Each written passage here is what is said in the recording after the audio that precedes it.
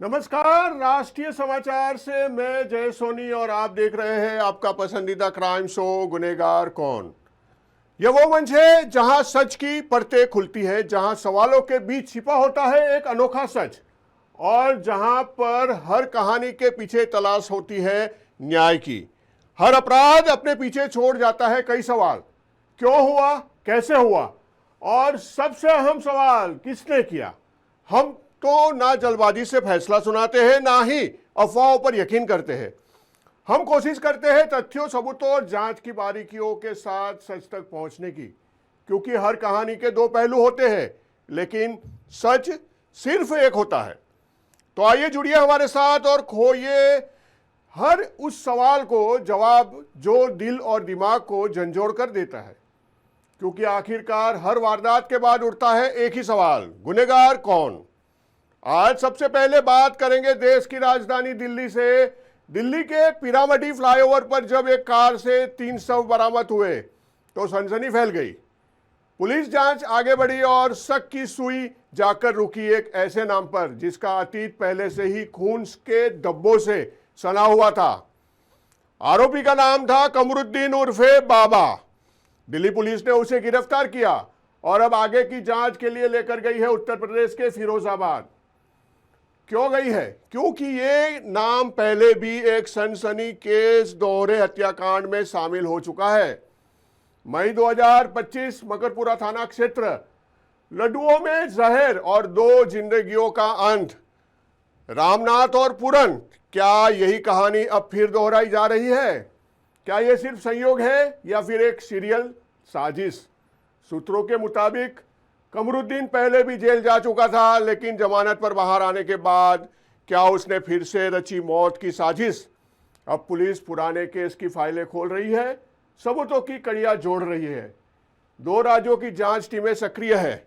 सबसे बड़ा सवाल, क्या ये 3 हत्याएं उसी पुराने जहर की कहानी का अगला अध्याय है या फिर उसके पीछे है कोई और बड़ा राज? आज गुनहगार कौन में हम उठाएंगे वो सवाल जो शायद इस पूरे रहस्य की परतें खोल दे, क्योंकि सच चाहे जितना भी छिपे, कानून की पकड़ से बच पाना आसान नहीं होता है।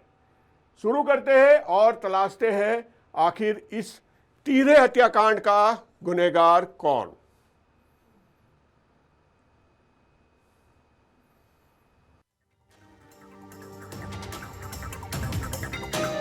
दिल्ली के तिहरे हत्याकांड का राज अब यूपी के फिरोजाबाद तक जा पहुंचा है।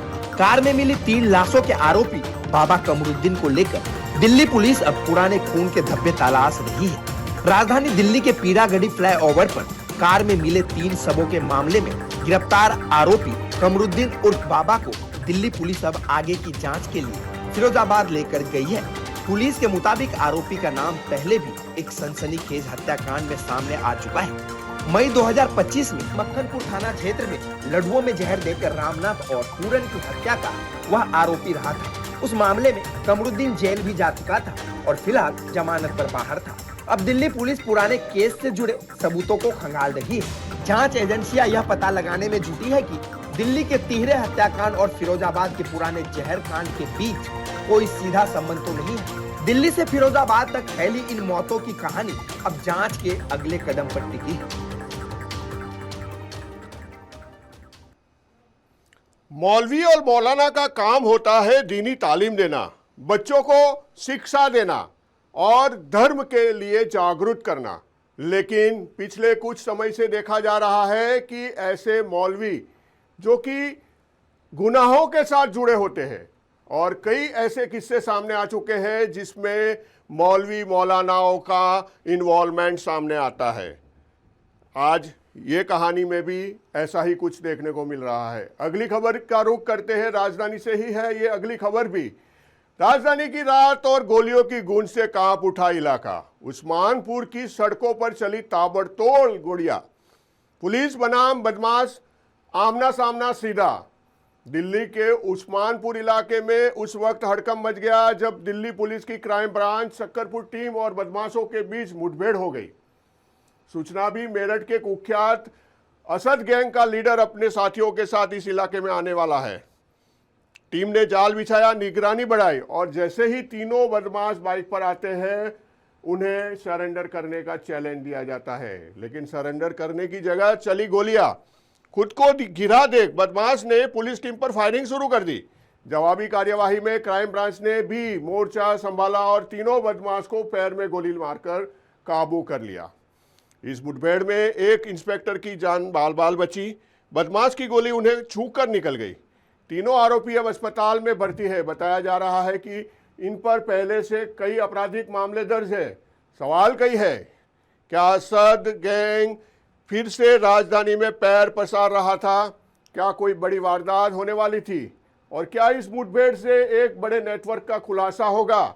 आज गुनहगार कौन में हम बताएंगे उस रात की पूरी कहानी, मुठभेड़ की हर परत और उस गैंग का सच, क्योंकि कानून से भागना आसान नहीं और सच ज्यादा देर छुपाना नहीं।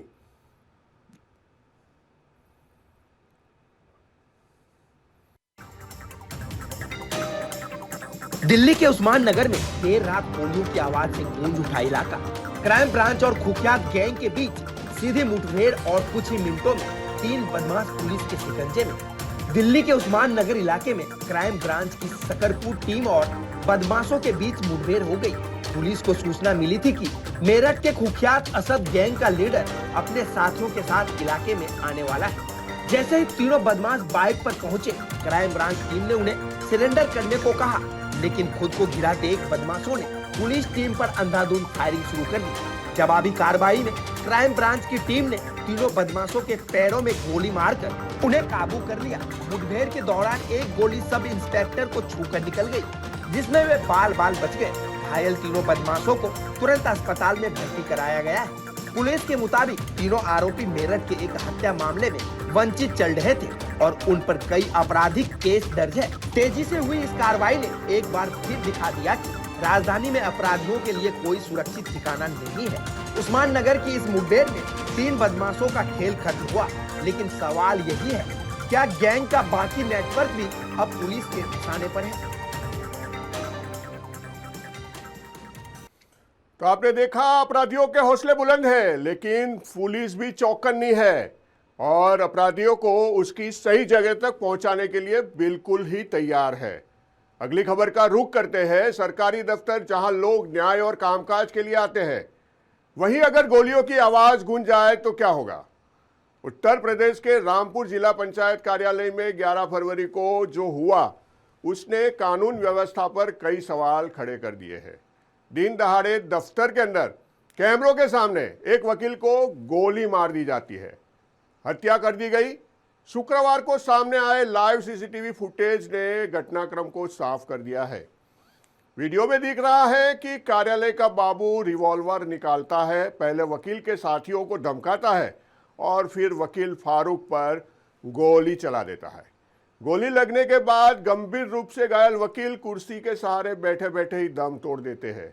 इतना ही नहीं, वीडियो में आरोपी फारूक की पत्नी पर भी रिवॉल्वर की बट से हमला किया गया है और फिर मौके से फरार हो जाता है आरोपी। अब पुलिस जांच में तेजी कर रही है। क्या है अचानक भड़का हुआ गुस्सा था या पहले से रची गई साजिश? दफ्तर के भीतर आखिर ऐसा कौन सा विवाद था जो मौत तक पहुंच गया?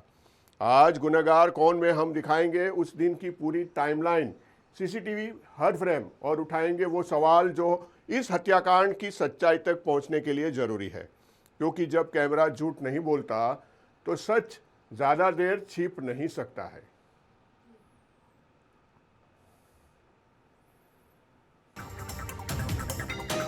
रामपुर में दिन दहाड़े हुई अधिवक्ता की हत्या और अब सामने आया उस खौफनाक वारदात का लाइव सीसीटीवी फुटेज। जिला पंचायत के अंदर चली गोलियों ने कानून के गलियारों को ही दहला दिया। उत्तर प्रदेश के रामपुर में अधिवक्ता फारूक अहमद की हत्या के मामले में अब बड़ा खुलासा हुआ है। वारदात का लाइव सीसीटीवी फुटेज सामने आ गया है। बताया जा रहा है कि कल जिला पंचायत परिसर के अंदर अधिवक्ता फारूक अहमद पर दिन दहाड़े गोलियां बरसाई गई, जिसमें उनकी मौके पर ही मौत हो गई। पुलिस के अनुसार जिला पंचायत में बाबू असगर अली ने रिवॉल्वर से फारूक अहमद पर फायरिंग की थी। सीसीटीवी फुटेज में आरोपी को गोली चलाते हुए साफ देखा जा सकता है। घटना के बाद पूरे इलाके में सनसनी फैल गई और पुलिस ने मौके पर पहुंचकर मामले की जांच शुरू कर दी है। आरोपी को लेकर आगे की कार्रवाई जारी है। रामपुर की यह घटना सिर्फ एक हत्या की नहीं बल्कि उस सुरक्षा व्यवस्था पर सवाल है जहां दिन के उजाले में कानून के दायरे में ही गोलियां चल जाती हैं। राष्ट्रीय समाचार के लिए अफान अहमद, रामपुर। सरकारी दफ्तर के अंदर गोलीबारी और एक वकील की मौत, बड़ा ही सनसनीखेज मामला था जिसके सीसीटीवी सामने आते ही सच्चाई सामने आ गई। अगली खबर का रुख करते हैं। शादी 7 फेरों का पवित्र बंधन, लेकिन अगर यही रिश्ता बन जाए ठगी और धमकी का जाल, तो उत्तर प्रदेश के सुल्तानपुर से एक चौंकाने वाला मामला सामने आया है, जहां जनपद पुलिस ने एक सातिर लुटेरी दुल्हन को गिरफ्तार किया है। पुलिस के मुताबिक यह गिरोह शादी का झांसा देकर युवकों को अपने जाल में फंसाता था। पहले रिश्ता, फिर शादी और उसके बाद शुरू होता था असली खेल। अतिरिक्त पैसों की मांग, ब्लैकमेलिंग, अवैध वसूली और रकम न देने पर झूठे मुकदमों में फंसाने और जान से मारने की धमकी। सवाल यह है, क्या यह सिर्फ कुछ लोगों का खेल है या इसमें पीछे बड़ा संगठित नेटवर्क काम कर रहा है? पुलिस ने आरोपियों को हिरासत में लेकर पूछताछ शुरू कर दी है। गैंग से जुड़े अन्य लोगों की तलाश जारी है और जांच एजेंसियां मान रही है अभी कई चौंकाने वाले खुलासे बाकी है। क्या यह शादी थी या सुनियोजित साजिश?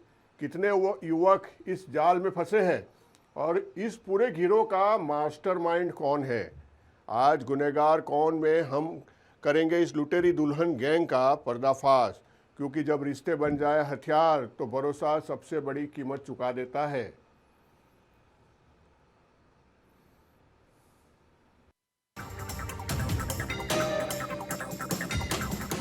शादी जिसे हर परिवार एक नई शुरुआत मानता है, लेकिन अगर वही शादी धोखे, ब्लैकमेल और ठगी का जाल बन जाए तो भरोसा ही सबसे बड़ा शिकार बन जाता है। सुल्तानपुर में पुलिस ने एक ऐसे ही लुटेरी दुल्हन गैंग का पर्दाफाश किया है। सुल्तानपुर पुलिस को एक संगठित लुटेरी दुल्हन गैंग को गिरफ्तार करने में बड़ी सफलता मिली है।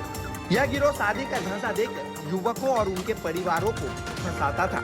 आरोप है कि विवाह के बाद गिरोह के सदस्य अतिरिक्त पैसों की मांग करते थे और पैसा न देने पर झूठे मुकदमों में फंसाने और जान से मारने की धमकी देते थे। 10 फरवरी को पूर्वांचल एक्सप्रेस वे के पास वादी के बेटे को शादी के नाम पर फंसाया गया।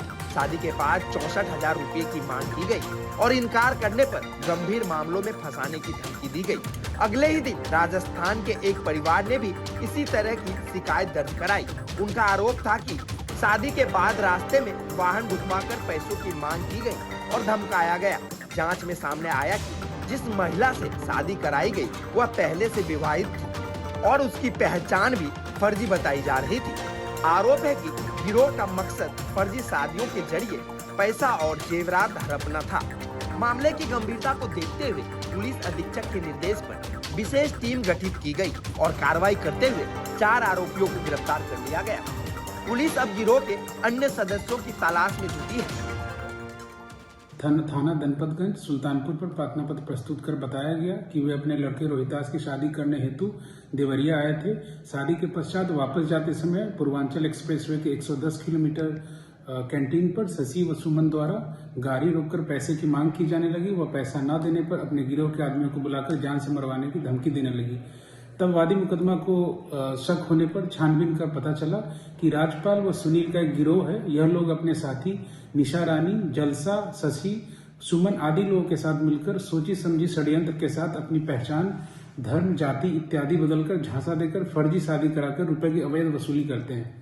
जिसके क्रम में थाना धनपतगंज पर मुकदमा अपराध संख्या 26/2026 धारा 308(6), 309(3), 61, 308(4), 309(1), 351(3) BNS पंजीकृत करते हुए मुकदमे में नामित अभियुक्तगण सुनील कुमार, शशि निवासीगण बेतालपुरा, थाना गौरी बाजार, जनपद देवरिया, उम्मे हबीबा उर्फ मुस्कान उर्फ सुमन उर्फ प्रियंका, रानी निशा निवासीगण लंगरा बाजार, जनपद देवरिया को मुखबिर खास की सूचना पर गिरफ्तार किया गया। शादी के नाम पर रचे गए इस ठगी के खेल ने कई परिवारों के सपनों को एक झटके में तोड़ दिया। जहां 7 फेरे जिंदगी भर का साथ देने का वादा करते हैं, वहीं अगर वही रिश्ता ठगी का जरिया बन जाए तो भरोसे का टूटना सबसे बड़ी सजा बन जाता है। राष्ट्रीय समाचार के लिए सरफराज अहमद, सुल्तानपुर यूपी। शादी जैसे पवित्र रिश्तों पर ये गैंग ने धंधा बना रखा था और आखिरकार पुलिस ने इसको धर दबोचा और उनकी असली जगह पर पहुंचा दिया। अगली खबर का रुख करते हैं। जब कलम पर चलती है गोली तो सवाल सिर्फ एक शख्स पर हमले का नहीं होता है, सवाल होता है लोकतंत्र की सुरक्षा का। बिहार के सीवान जिले से पंचरुखी थाना क्षेत्र में एक बेहद गंभीर घटना सामने आई है। गुरुवार रात अपराधियों ने प्रेस रिपोर्टर रमेश कुमार सिंह पर फायरिंग कर दी। पुलिस के मुताबिक भवानी मोड़ के पास बाइक सवार दो बदमाशों ने उन्हें ओवरटेक किया और अचानक गोली मार दी। गोली लगते ही पत्रकार सड़क पर गिर पड़े, गंभीर रूप से घायल। यह हमला सिर्फ एक व्यक्ति पर नहीं बल्कि लोकतंत्र के चौथे स्तंभ पर है। घटना पर प्रतिक्रिया देते हुए संजय मयूख ने भी इस दुखद घटना बताया और कहा कि दोषियों पर सख्त कार्रवाई होगी। उन्होंने यह भी कहा कि ऐसे मामलों पर राजनीति नहीं होनी चाहिए, लेकिन बड़ा सवाल वही है, क्या पत्रकार सुरक्षित है? क्या अपराधियों का मनोबल इतना बढ़ चुका है कि वे खुलेआम गोली चला रहे हैं? और आखिरकार इस हमले के पीछे मंशा क्या थी? आज गुनहगार कौन में हम उठाएंगे वही सवाल और तलाशेंगे उस साजिश को जिसने सिवान की सड़कों पर दहला दिया एक सनसनीखेज मामला। क्योंकि सब सच लिखने वालों पर ही वार होता है तो जवाब कानून को देना ही पड़ेगा।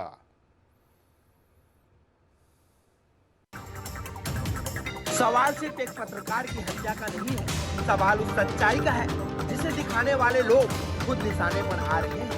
बिहार के सिवान से आई यह खबर एक बार फिर पत्रकारों की सुरक्षा पर बड़ा सवाल खड़ा कर रही है। मैं एक शादी समारोह में सिवान कलावती मैरिज हॉल में शामिल होने के लिए आया था अपने एक मित्र के साथ, सोना पीपर के पंचरुखी थाना के सोना पीपर के संतोष कुमार सिंह के साथ। मेरी गाड़ी मेरे ही मार्केट पर भवानी मोड़ पर लगी थी बाइक, मैं 4 व्हीलर से आया था। जैसे ही भवानी मोड़ से हम घर के लिए बढ़े 100 कदम जसौली के तरफ चीनी मिल के समीप अज्ञात 2 अपराधी एक ही बाइक पर सवार होकर के और हम सीधा जा रहे हैं, साइड से गोली मार दिया और फरार हो गया। क्या पहले से कोई विवाद, कोई मामला था क्या किसी से? कुछ भी नहीं, वैसे तो मेरा किसी से कोई विवाद नहीं रहा है, लेकिन मेरे ही गांव के एक व्यक्ति द्वारा 2022 में वो जेल गया था आपराधिक मामला में, तो वह कुछ लोगों से कहा था कि वो हमारी मदद नहीं कर रहे हैं, पत्रकार हैं, मदद करते तो हम जेल नहीं आते, और उसने जेल से सुपारी दिया था हमको मारने के लिए। जी हाँ, सिवान जिले के पंचरुखी थाना क्षेत्र से एक बेहद गंभीर वारदात सामने आई है। यहाँ गुरुवार रात प्रेस रिपोर्टर रमेश कुमार सिंह पर अपराधियों ने गोली चला दी। पंचरुखी थाना अंतर्गत एक रिपोर्टर जो कि रमेश नाम के हैं, उनको गोली लगी है दाएं साइड लंग्स के पास में। उसी संबंध में हम लोग अभी थाने में आए थे। क्या कुछ उसी संबंध में हम लोग अभी हॉस्पिटल में देखने आए थे, वो इलाजरत है। क्या कुछ मामला अब तक क्लियर हो पाया? पीओ विजिट किया गया। पीओ विजिट मैंने डीएसपी सदर फॉरेंसिक टीम सभी ने विजिट किया। वहां से हमें एक खाली खोखा मिला है। संभवतः ये आपसी किसी रंजिश के कारण हो सकता है गोली मारी गई हो। कितनी गोली लगी है सर? फिलहाल अभी 1 बुलेट का ट्रेस हमें मिला है और कुछ अपडेट होगा तो आपको बताया जाएगा। सर, बात हुई है उस पत्रकार से, कुछ बताया है कि कौन लोग हैं, आखिर क्या मंशा थी? क्योंकि शादी विवाह समारोह से लौट रहे थे। जी, उनके द्वारा बताया गया कि वो किसी शादी को अटेंड करके आ रहे थे। उसी दौरान 2 लोग जो बाइक पर आए थे उन्होंने उन्हें गोली मारी है। कुछ लोगों पे उन्हें संदेह है जिनके नाम उन्होंने बताए हैं। इस पर हम लोग फर्दर इन्वेस्टिगेशन कर रहे हैं। पुलिस के मुताबिक भवानी मोड़ के पास बाइक सवार 2 बदमाशों ने पत्रकार की गाड़ी को ओवरटेक किया और अचानक फायरिंग कर दी। गोली लगते ही रमेश कुमार सिंह सड़क पर गिर पड़े और गंभीर रूप से घायल हो गए। घटना के बाद इलाके में सनसनी फैल गई और पुलिस ने मौके पर पहुंचकर मामले की जांच शुरू कर दी है। हमलावरों की तलाश जारी है, छापेमारी जारी है। घटनाएं हैं, दुखद हैं, लेकिन सरकार पर बिहार की जनता का भरोसा है, विश्वास है। बिहार की जनता के भरोसे और विश्वास पर खरे उतरेंगे। जो लोग इस तरह की बातें कर रहे हैं, चाहे इस्तीफे की हो, उनको इन विषयों में राजनीति नहीं करना चाहिए। विपक्ष को अपनी जवाबदारी का निर्वहन करना चाहिए। और याद रहे, ये सम्राट चौधरी जी का कालखंड है। इस कालखंड में अपराध कतई बर्दाश्त नहीं किया जाएगा और अपराधी सलाखों के पीछे होंगे। इस वारदात पर प्रतिक्रिया देते हुए बीजेपी के राष्ट्रीय प्रवक्ता और एमएलसी संजय मयूख ने इसे दुखद घटना बताया है। उन्होंने कहा कि अपराधियों पर सख्त कार्रवाई की जाएगी और मामले की जांच जारी है। राष्ट्रीय समाचार के लिए ब्यूरो रिपोर्ट विवेक रंजन सिवान।